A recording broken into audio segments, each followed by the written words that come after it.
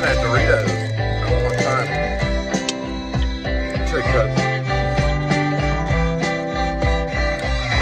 Yeah, it's pretty good. The beef jerky was a little dry. Probably been sitting there for a while. They got a whole thing for delivery drivers. Those are cool. I usually sometimes take them. Cheeses and stuff like that. And sometimes the goldfish and things like that. It can be a little, I don't know what you say, like sometimes they're a little dry, but, or a little stale, I guess you would say is a better word.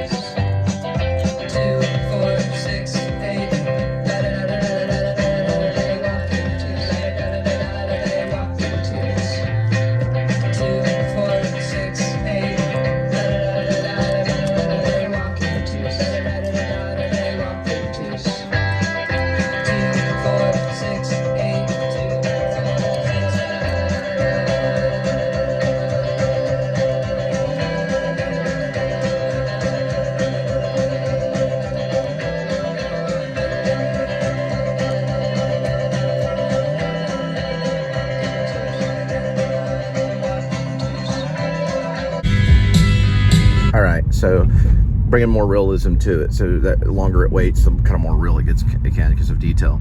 So Jed, you know, they have this conversation in the van. They get out in the middle of this field, and you know, he tells him, and like Jed is kind of, he's not like a loser, but he probably like left his previous snow tracks somewhere around, you know, in another area of Alaska and had to reorder them from Amazon. So he's not forgetful. He just doesn't take it all real serious, even though he's like one of their commanders. Because we're now talking about like this resistance militia. Hang on, let's look at this right here. Go-karts. Okay. So he tells him, you know, okay, so he does a couple of different things, like specifically. He gives him some headphones that he can basically communicate with him, but he also can listen to music too. So he's like, what songs do you like? You know? And Droopy rattles off these different songs that he likes, you know? Droopy's probably, he's probably a fan of hard metal, you know? Probably likes Metallica. So he puts it in. He's like, all right, here's a few songs. You can listen to that. You're going to walk for at least an hour and keep it up. Behind you, there's going to be a bear. Trust me, I know this area. Here's some bear spray, blah, blah, blah. And he sends him on the way. So he walks for a while, and we're cutting between Jed and in the van, looking at him through probably like some type of weird scope. You know, probably like a binocular, like high-powered binoculars, kind of watching him. Like a spotter scope or binoculars. He's kind of enjoying maybe some beef jerky or something. And they may have a little bit of snacks before they get out to the field. Like they may share like some Funyuns or something, you know. But Droopy's not like really overweight. He's just been living in a green dumpster behind a 7-Eleven. And on the dumpster, I need to add this. It says Empire Disposable on the actual dumpster. Okay, so Droopy is released. He's got his headphones. He can communicate with Jed, or Jed can talk to him. Eventually, the bear is trained to come up behind him. And this is like a brown bear. It's not like a Kodiak. It's not a grizzly. But it's still kind of pretty scary. And he's like, oh, shit, you know. So he doesn't like try to attack the bear. He's just trying to avoid the bear. And eventually he panics throughout this little light jog that he wants him on, because he's training him a different way. Training him about basically getting from one point in double time to another point. He's training him in endurance. and speed and logistics and, you know, and bears. And so he finally gets out there and he goes running and he comes across this creek. He falls through the creek and Jed has to come to his rescue. And the bear is, you know, he blows his whistle running back towards Jed, and the bear just literally stops, turns around, and goes back to his original cage. Then you see there's a cut. I wanted to do this. You see the actual bear go right back to his cage and like start playing with this like doll or something. It's literally a pet bear. So is the polar bear too. The only thing is about the polar bear is it's not trained as well as this particular circus bear almost. It's almost like a circus bear. The polar bear is more wild. It's a wilder thing. It's not like something you can really train, but that we'll talk about later. And the polar bear incident is pretty serious. Okay, so that's that, you know. So then he pulls him out. He takes him back to the van to warm him up, diesel heater and all that stuff. As long as he keeps walking, he won't freeze. That's what he tells him. Gets back to the van. They warm up in the diesel heater, and he, you know, gets him some more thermal clothing, you know, so he doesn't have to sit in soggy, icy clothes. I said, that's pretty good, you know, whatever, you know. He's just trying, really what he's just trying to do is get his heartbeat up, get him out of this funk of being in the green dumpster. And the weird thing about all of this and the backstory about Droopy, because we don't know his name yet, it's like a code name that he's told to use, is he's already come across the dwarf. So the dwarf has already told him that this guy will come up, his name's Jed, blah, blah, or whatever, and he would meet with him.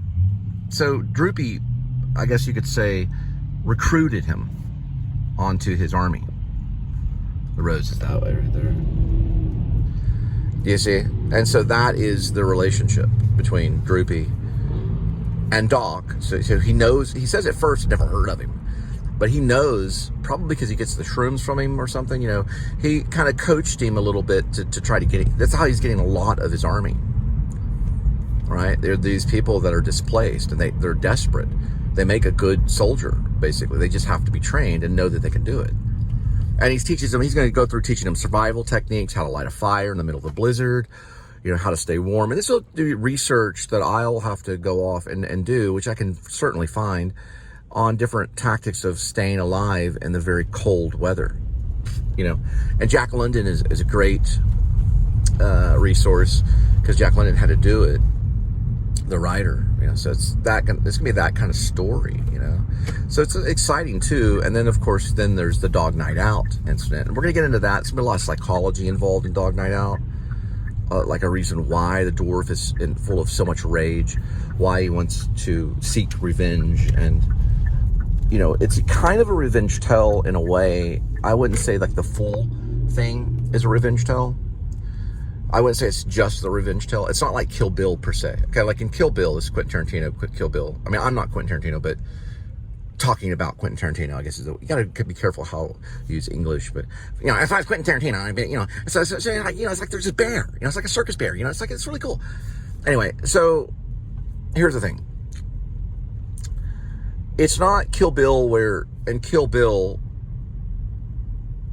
the black mama wants, you know, this total revenge just to kill Bill, right? It's very focused. She just wants to get to Bill, kill him out of revenge, blah, blah. It's not one-sided like that. What I'm saying is that the Doc story, the Doc Shelby story, is underneath the story that becomes a love story with Shep, Lady Shelby, right? And all of that stuff is kind of more of the focus of the story. It's about Shep, who's this ex-cop on administrative leave that has to escape his own force. He has to escape law himself. In a way, law is no longer his friend. And, or, you know, he knows the next step after the administrative leave. We don't know what he did. That's the thing. In this particular story, this one, we do not know what he did. You gotta be kidding me. I've done this drop before. Hang on, I gotta make a phone call. I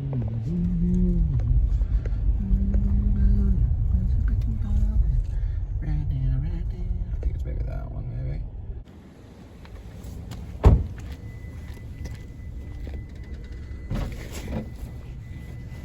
Look at this right here. Oh, yeah, it's easy to find.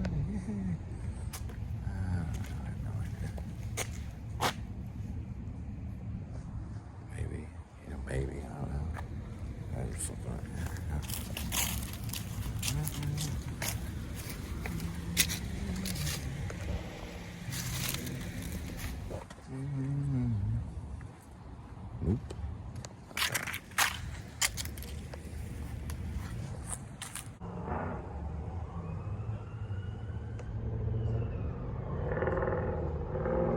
Add note, the Alaskan Troopers, which is Greenwood, Al Greenwood, and the other guy, Jonah, they also work with canine. They actually use with bloodhounds to hunt out Shep too. They'll use that too, because I'm thinking about changing the story to the Shepherds of Alaska. Right now it's Rib, Dog Night Out. Oh, and another thing about Rib, R-I-B, Resistance Independent Branch. Resistance Independent Branch. No, it's not resistant. Revolutionary Independent. Yeah, Revolutionary Independent Branch.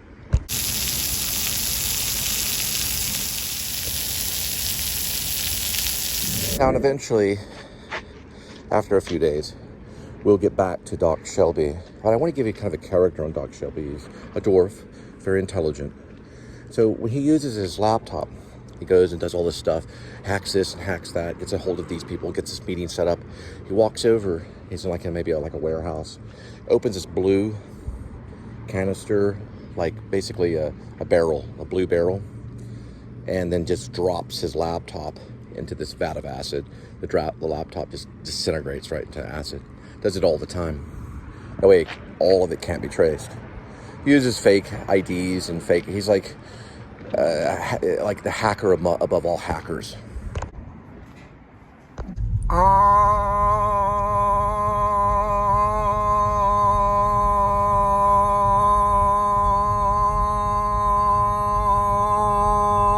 right.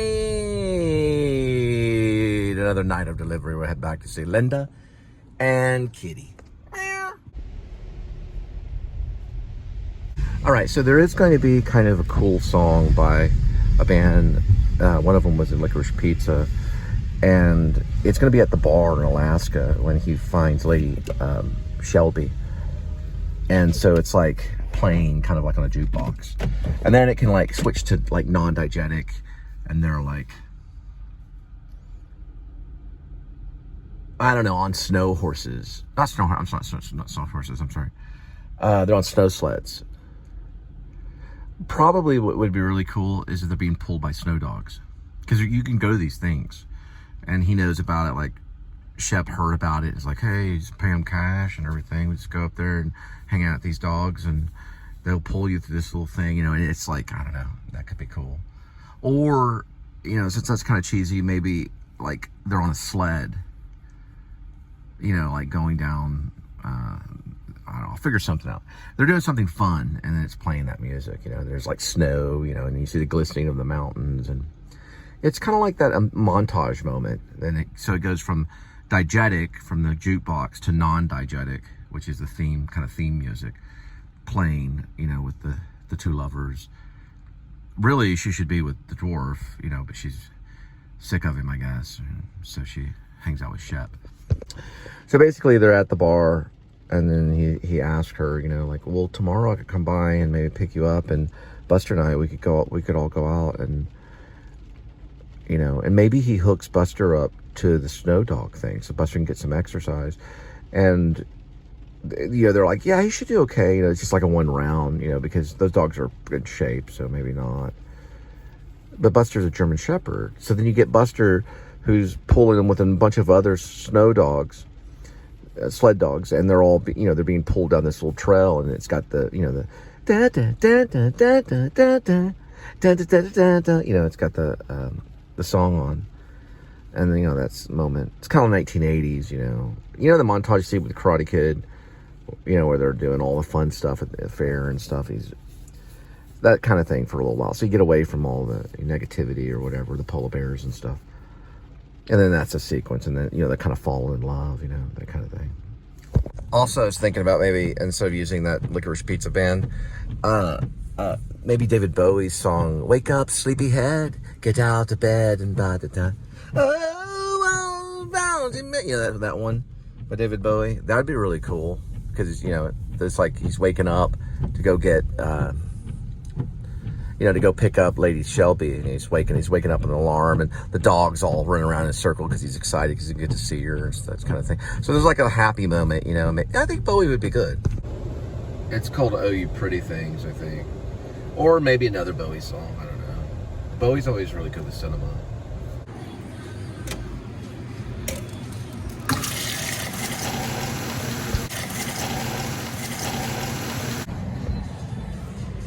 $2. It's going for $2 right here. Where do you know it?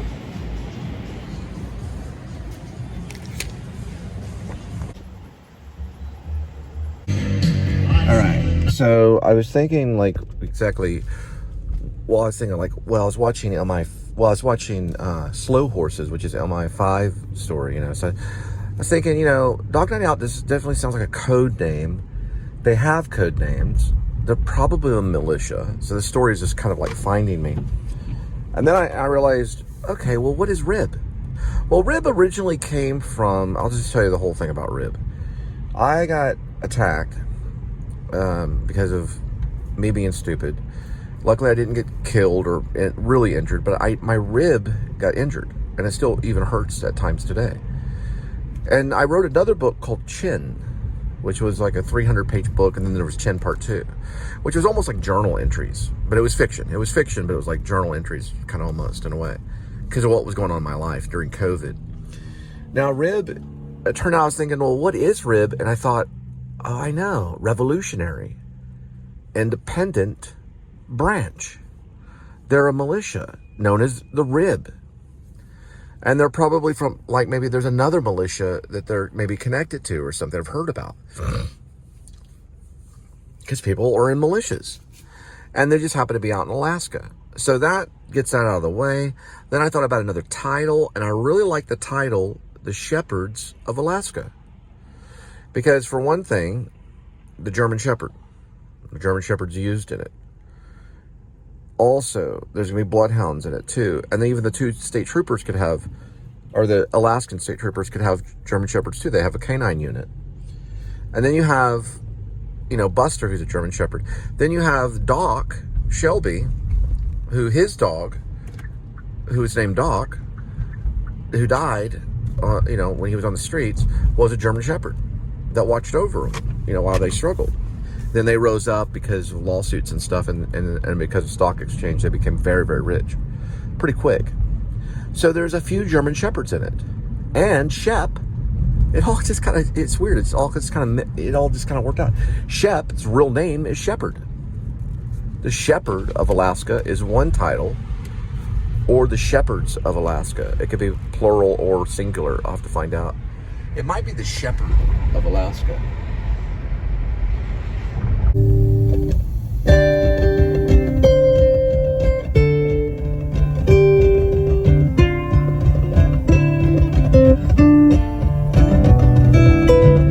Been outside, invited in, by witnessing again, burning every bridge that I cross, to find some beautiful place to get lost.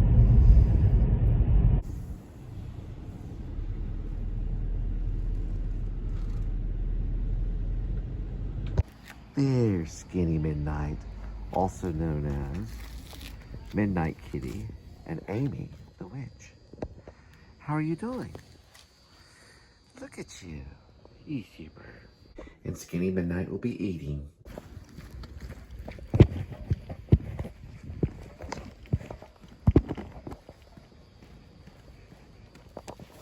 Boy, she's quick. Yes, you are. Here we go. Yes, you are. Let's just get that open. Yeah, it's a good kitty. Yeah. How long her tail is. Skinny Midnight, Midnight Kitty, Amy the Witch.